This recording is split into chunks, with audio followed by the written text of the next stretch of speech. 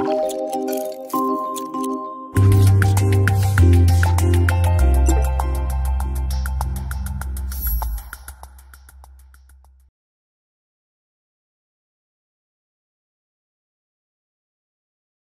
coup, moi, je me présente, je m'appelle Béatrice Brugnot, je suis infirmière puéricultrice en hôpital de jour de rhumatologie pédiatrique à l'hôpital Femmes-Mères-Enfants de Bron à Lyon. Et je suis du coup avec Géraldine qui s'associe à moi pour la petite présentation. Donc, Géraldine Wojcicki, pardon, infirmière coordinatrice et formatrice en ETP du patient, qui est au CH de Lille. Euh, Excusez-moi. Hop.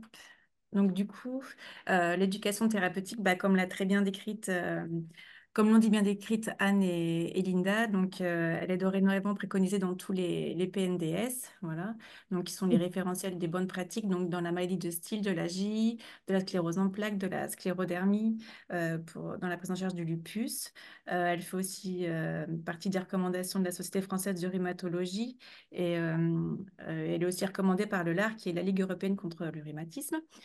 Donc, si vous êtes désireux de vous rapprocher des équipes d'ETP qui sont proches de vous, proches de votre secteur géographique, donc il existe des annuaires, voilà, des programmes d'ETP en rhumatologie. Donc, un qui a été mis en place par l'équipe d'ETP de la SFR et puis en association avec l'AFLAR, qui est l'association française de lutte anti-rhumatismale, et puis avec l'ANDAR, qui est une association nationale de la défense contre l'arthrite.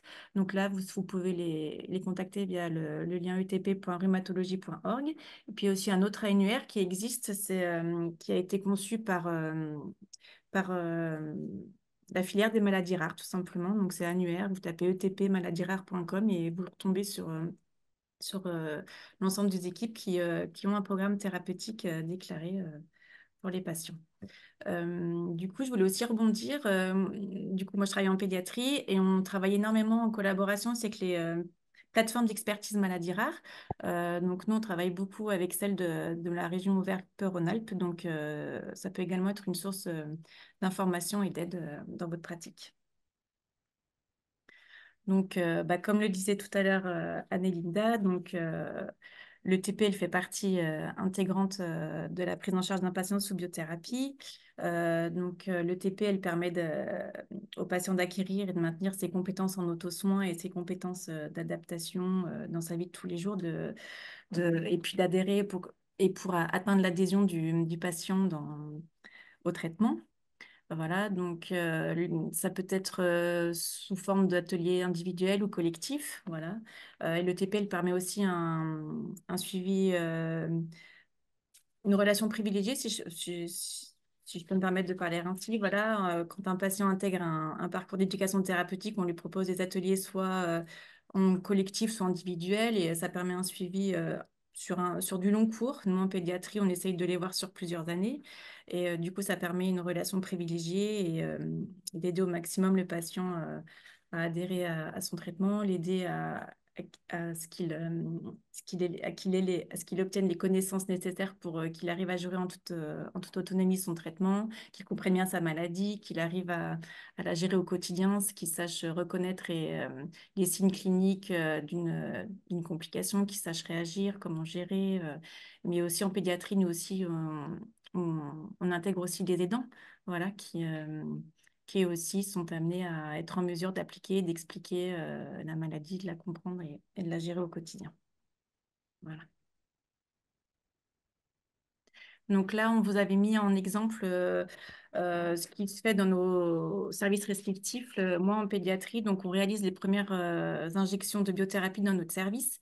Donc du coup, souvent le patient est bien avec les dents, son aidant, donc soit son papa, sa maman. C'est une séance qui est souvent très anxiogène et l'anxiété, elle prend un peu le dessus sur tout le reste. Donc on a essayé de mettre un petit peu cette fiche récapitulative des bons conseils qu'on peut essayer de prodiguer durant cette séance. Donc du coup, c'est les patients qui nous avaient un peu réclamé enfin, demandé du coup un document récapitulatif car souvent c'est une séance où beaucoup de choses sont abordées et avec le stress, peu d'informations sont bien retenues. Donc, du coup, on remet ce document à la fin de la première injection. Et puis, moi, j'essaye de revenir vers eux à quelques mois après l'injection pour voir s'ils ont des choses à reprendre, s'ils ont bien intégré les informations, etc. Du coup, Géraldine, je te Oui, donc laisse. là, un autre outil, un outil, un outil local, hein, c'est lillois, qu'on utilise à l'instauration. Hein. Vous voyez, il y a deux parties. Une partie qui est réservée aux médecins demandeurs, prescripteurs, qui permet de checker un petit peu les derniers feux verts à l'instauration du traitement, donc à la fois clinique, sur les vaccinations, les examens complémentaires à prévoir, les ordonnances à prévoir, et l'autre le verso de cet outil est réservé à l'infirmière qui va réaliser l'injection. Donc, c'est aussi à nous d'être aussi un peu d'avoir cette injection plutôt en parfaite autonomie, parce que si tout a été checké au recto et que nous, on peut checker l'absence d'infection sévère euh, actuelle, l'absence de réaction allergique lors de la dernière injection, de l'injection intraveineuse, la prise de sang qu'on a et qu'on peut voir sous la main, voilà, prise de constante et réalisation de l'injection. Donc voilà, ça c'est un outil local qui est complètement inspiré hein, des recommandations du CRI, hein, on n'a rien inventé. Et voilà, donc il en existe certainement d'autres, mais elle est complètement partageable hein, si d'autres équipes voulaient s'en inspirer. Et bien sûr, chaque patient reçoit, Chloé n'en a pas parlé, mais c'est un petit livret que vous voyez là, qui a été réalisé en grande partie par une équipe du centre hospitalier de Lille, validé par Chloé. Et en fait, nous, c'est notre livre de bord, enfin notre lien entre entre le patient et entre la ville et l'hôpital, on va dire. Donc voilà, ensuite, est-ce que c'est encore à moi? Oui, je voulais vous parler alors de Théma, en fait, peut-être c'était parce que Thelma a été un peu victime de son succès, mais FAI2R est en train de revoir un petit peu comment la rééditer ou pas, ou différemment. Mais en tout cas, elle permet en fait de mettre en place des activités éducatives hein, destinées aux patients de plus de 12 ans suivis pour une maladie auto-immune et auto-inflammatoire. Et dans cette mallette, alors bien sûr, hein, elle permet de travailler les compétences d'auto-soin, les compétences d'adaptation que vous avez citées tout à l'heure, Béatrice. Et pour résumer, les compétences de sécurité, effectivement, j'ai bien aimé le terme qu'a employé Anne tout à l'heure, qui prend tout son sens.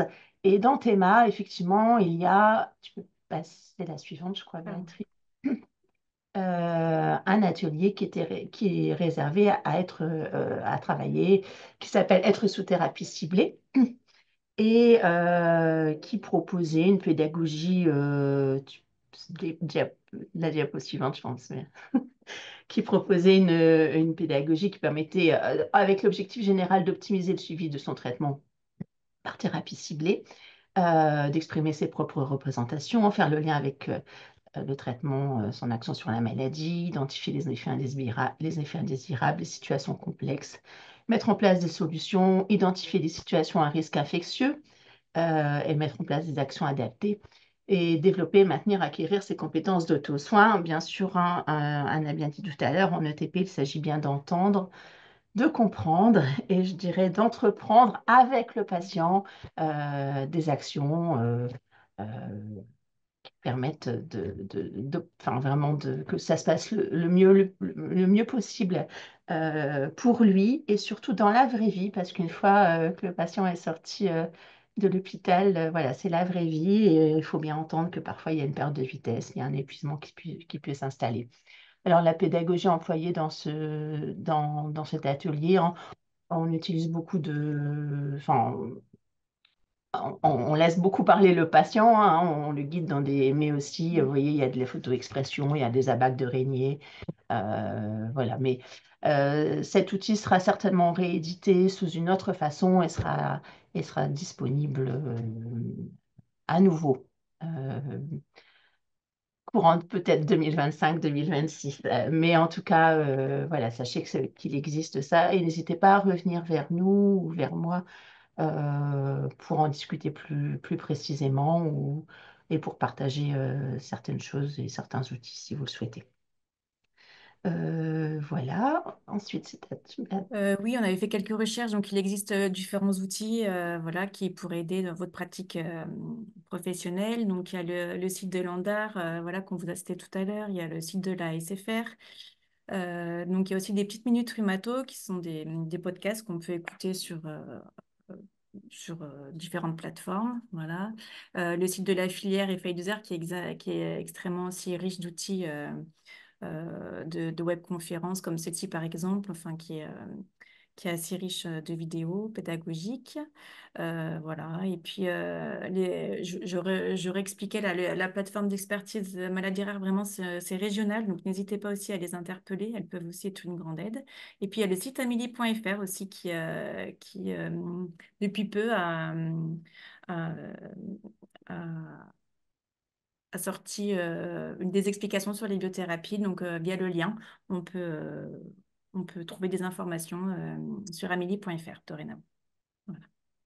Alors aussi, on n'en a pas parlé, mais la filière FAI2R, elle peut financer des formations de 40 heures, voilà, en présentiel ou en distanciel. Et puis, il y a aussi, c'est une formation qui est dispensée par Édu Santé, voilà. Donc, n'hésitez pas aussi à revenir vers la filière pour prendre contact et puis pour avoir des renseignements pour ceux qui seraient intéressés de bénéficier des 40 heures de formation pour le TPI.